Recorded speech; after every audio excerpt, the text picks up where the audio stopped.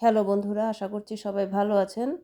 আজ আমি কাঁচা মিষ্টি কুমড়া চিংড়ি মাছ দিয়ে রান্না করব। প্রথমেই কড়াইয়ে দিয়ে দিলাম তেল, এবার দিয়ে দিলাম জিরা ফোড়ন, এবার দিয়ে দিলাম পেঁয়াজ কুচি।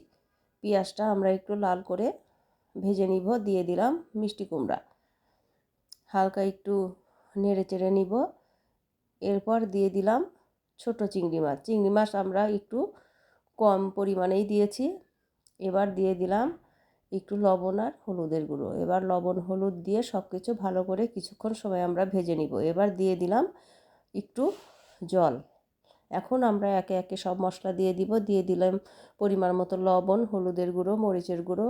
এবার দিয়ে দিলাম হাফ চামচ আদা বাটা, হাফ চামচ জিরা বাটা। এবার মশলা সহ ভালো করে আমরা মিষ্টি কুমড়া কষিয়ে নিব।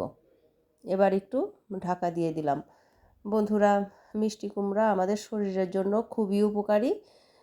ত্বক উজ্জ্বল রাখে, রক্তচাপ নিয়ন্ত্রণে সহায়তা করে, ওজন কমাতে সাহায্য করে, হার্টের স্বাস্থ্য ভালো রাখে, ডায়াবেটিস নিয়ন্ত্রণে সহায়তা করে, হাড় মজবুত রাখে, দৃষ্টিশক্তিও ভালো রাখে। তো আমার মশলা দিয়ে মিষ্টি কুমড়া কষানো হয়ে গিয়েছে। এবার দিয়ে দিয়েছি ঝোলের জন্য পরিমাণ মতো জল।